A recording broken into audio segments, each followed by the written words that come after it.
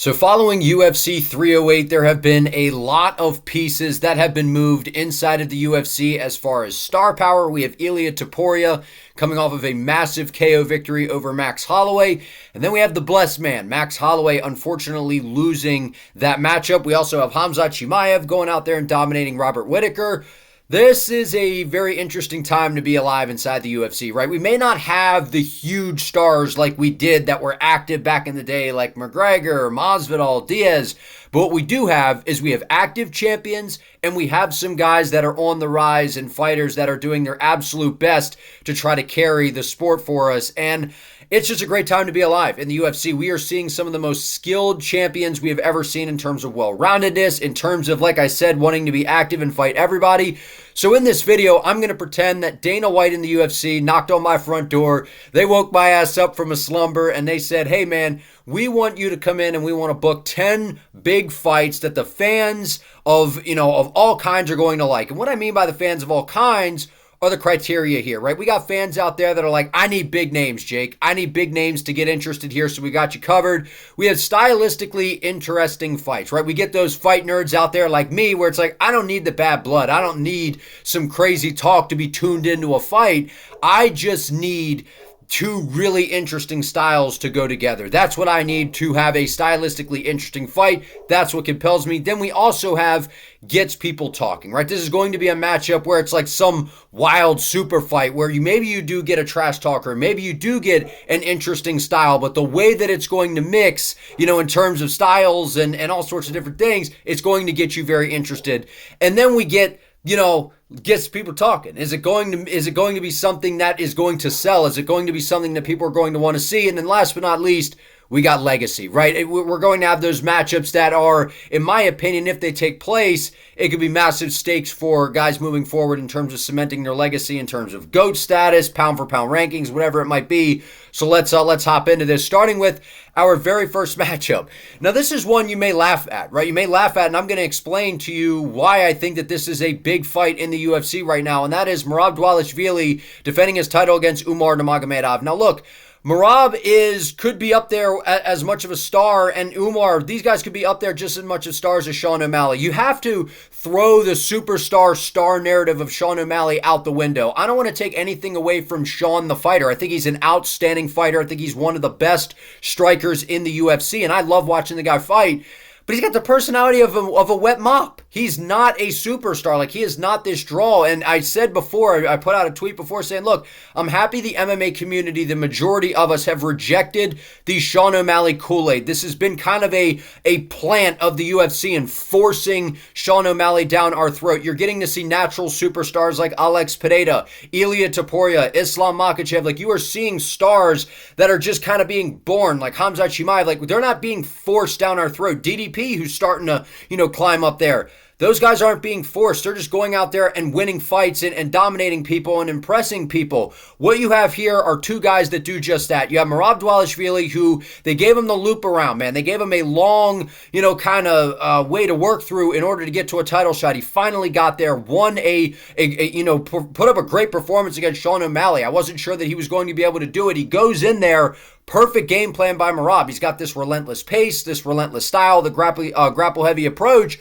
You throw him in there with a guy like Umar, this is a very interesting fight. This is a big fight to me because outside of Umar, I don't know who stops Merab. I'm going to be honest with you. I don't know who stops Merab. But if you said that there's somebody out there that could possibly do it, I think it's Umar. And I would pick Umar to win this fight. But that aside, this is an interesting fight, right? You have, can Umar stop the takedowns of Merab? Is Merab even going to try to take Umar down? Does this play out on the feet? Does Umar shoot for takedowns? The game planning of Team Habib and the way that they have these strategic game plans for these guys. I think this is a big fight. I absolutely want to see this next in the bantamweight division. I know Merab's being Merab Dwalish Ducker. I know that he's out there, Merab Duckishvili or whatever you want to say. I know he's trying to avoid this fight. This is a fight the UFC needs to make. I think it's a big one inside the bantamweight division. Moving on. We have Ilia Topuria versus Islam Makhachev. If someone came to me and said, Jake, we can book any fight that you possibly, whatever you want, we're doing it, man. This is the fight I'm asking for. This is the fight I'm asking for. And look, I understand that there's going to be the narrative of, well, we don't want to do this because Islam has already fought Volkanovski twice, and that's a featherweight, and he'd be fighting another smaller guy or whatever. And I get it. And Islam absolutely deserves an opportunity to go up and challenge for the 170-pound title, which I have you covered for in this video.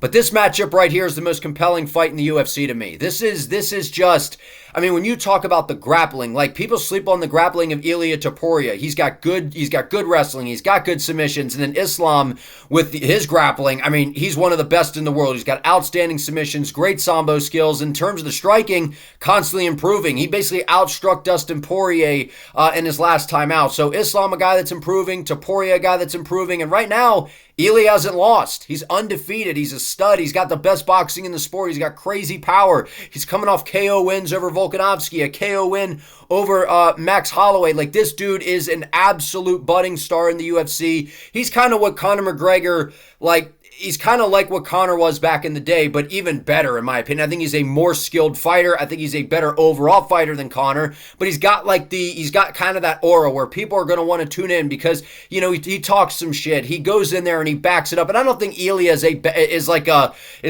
Conor, where he's saying a bunch of hurtful things, like whatever. Like, Ilia will talk some some fair game type of trash just to get the fans interested. But you see him pay his respects to Holloway and Volk after. Like, this is a dude that's just trying to sell the fights. He gets the game. This is a massive fight. I would love to see this fight play out. Stylistically, very compelling. Got the big fight feel. Both are big names. I think this is the biggest fight the UFC could book at this time, at least in my opinion. Moving on. Islam Makhachev again versus whoever the 170-pound champ is going to be, right? We've heard him and Bilal Muhammad say, look, we don't want to fight each other. We train together and do all this and that. I respect it. I know that so that's probably not something we're going to see. So really, the 170-pound opportunity for Islam is going to have to be if Bilal loses the belt or if Bilal retires, because I know he's like 36, 37 years of age. I don't know how long he wants to be around. It seems like he's still got a lot of tread on the tires left. But if he decided to walk away or if he loses, which I don't really think, I don't see Bilal losing in the division. The guy that we just saw at 304, I don't think anybody beats that guy. But in the event that the opportunity presents itself, Islam going up for the double champ opportunity and against whoever it would be, I think is a big fight. I'd love to see him go for a double champ opportunity, something that would absolutely cement his great legacy as one of the greatest of all time. Big opportunity for Islam possibly lying ahead. Moving on. We have Dustin Poirier versus Justin Gaethje. Now, this isn't something where a belt would probably be on the line or anything like that. It may even take place at 170 if they don't feel like cutting to 155. This is just one for the fans, man. This is just for the fans. We're one apiece. Dustin Poirier won the first one. Gaethje won the second one by a head kick. Poirier's coming off a loss to Makhachev for the title. Gaethje's coming off of a KO loss against Max Holloway as, Gaethje was trying to defend the BMF. This is just one for the fans, man. This is a fun fight. This could headline a fight night, but the UFC at times, seems like they're a little reluctant to put crazy fights, in terms of the fight night. This is probably something they would put on a pay-per-view. I absolutely love this matchup. We know that this is going to be probably a KO of some sort or a crazy back-and-forth war.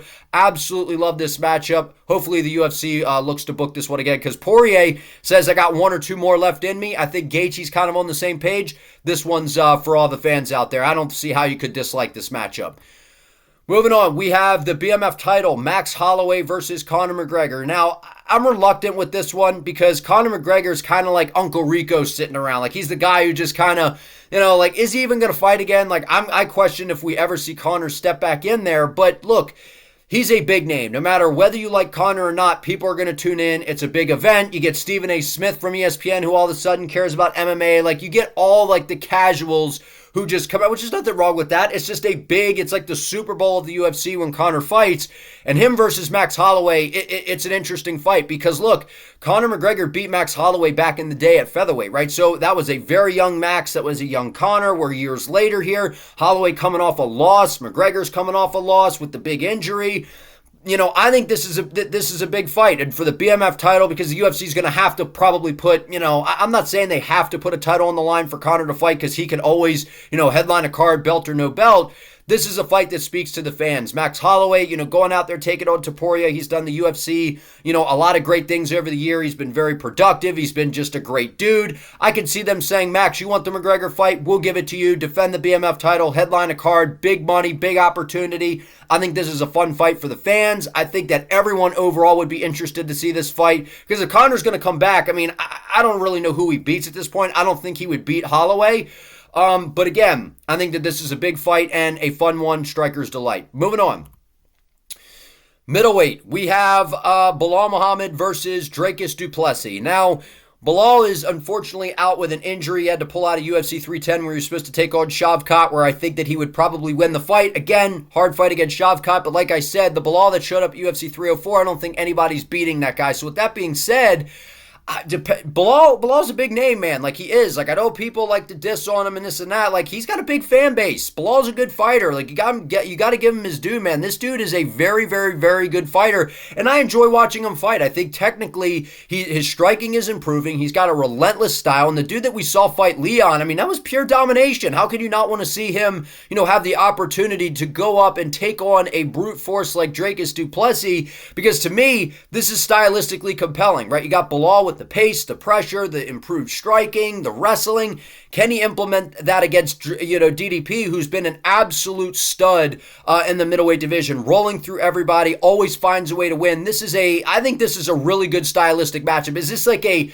big, massive, like huge name fight? Not exactly, but what it is a very compelling stylistic matchup, so I think it warrants a big fight feel. This is a big fight. I don't know if we ever get this one, but if we did, sign me up because I like the way the styles clash for this one. Moving on.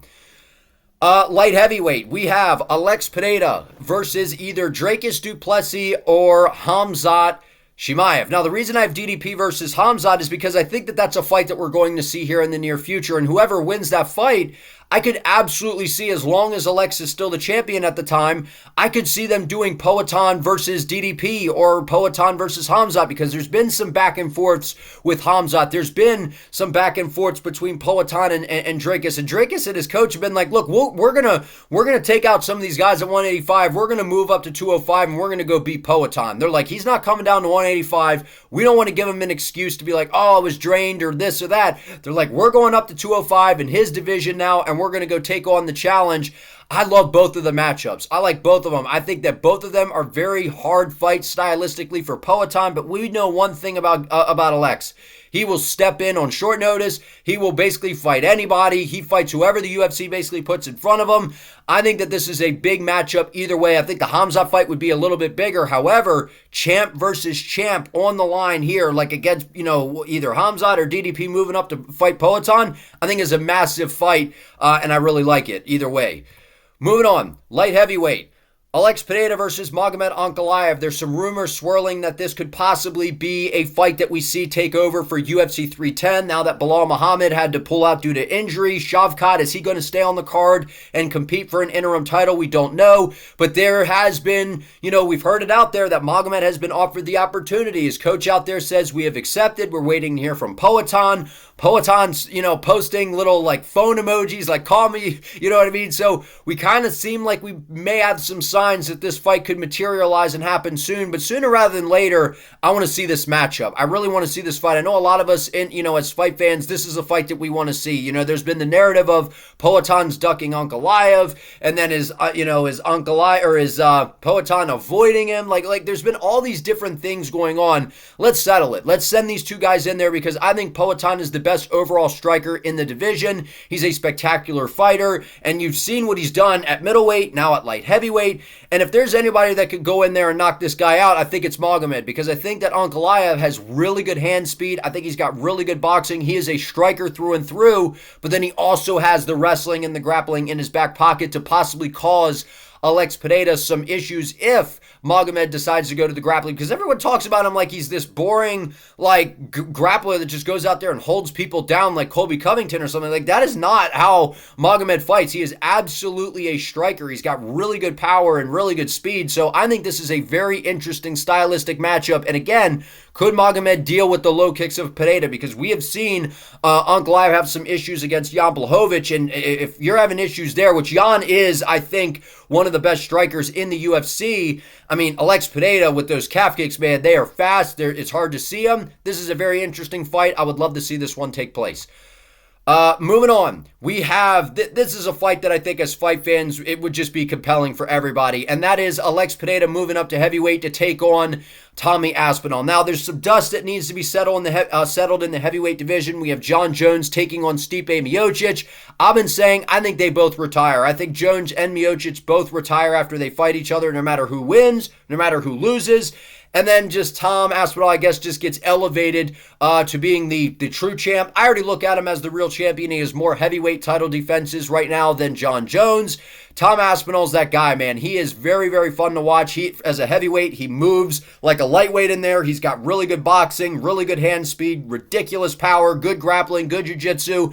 And when you talk about Poatan, I mean, what's there more to say? This dude is one of the most spectacular strikers we've ever seen in the UFC, and a matchup of him going up to heavyweight, being the first fighter, to be a triple weight champion. I mean, to win a belt in 3 different weight classes, that would be absolutely spectacular. And I said some time ago, I was like, if there's anybody that's going to be able to do this, I have a feeling that it's going to be Poatan, because I can assure you, this is a very hard fight for both guys, and Aspinall with the power and the grappling would probably be an issue for Alex. But if Alex can take this into the mid to later rounds and really work the legs of Aspinall, and I think Poatan would have a speed advantage in terms of those kicks, it could cause some issues for Aspinall. Either way, I think this is a compelling matchup. I think that there's a real shot that we see this at some point.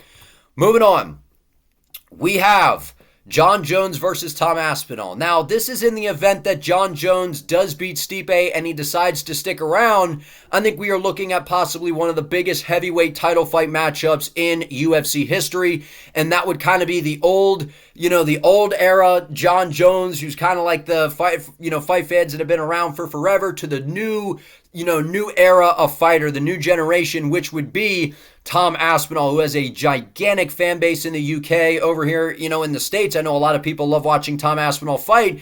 And if you're going to talk about who could be a very difficult fight for Jon, it's a guy like Tom, a guy who's got good speed, good footwork, and really has good boxing. And that is something where Jon has struggled in the past against Dominic Reyes, against Alexander Gustafsson, has been guys that have good movement, good footwork, and good speed in terms of the hands. That's what Tom Aspinall possesses, and being a true, real heavyweight. Like Ciryl Gane is a big heavyweight, but he doesn't have the grappling that Tom Aspinall has. So I could see this being a very, very interesting scenario in which Tom Aspinall is able to keep this on the feet, makes Jon stand in front of him, because Jon Jones, he has absolutely everything you could want in a fighter. He's got good kicks, good elbows, good knees, good clinch game, really good grappling, vicious ground and pound, great submissions. There's just one thing missing, and that's the boxing. He doesn't have good power in his hands. That's the area that he struggles, and if there's somebody that could take advantage of that and be able to stuff the takedowns, I think it's Tom Aspinall. So nonetheless, man, this is what I have in terms of these super fights that I think are big fights that the UFC could book here in the near future. I don't think any of these are that unrealistic. I think there's a real possibility we see this at some point. But let me know down in the comments what you guys think of these matchups and any other fights that I could have included on this list. Subscribe to the channel, help your boy out, like the video. I appreciate it.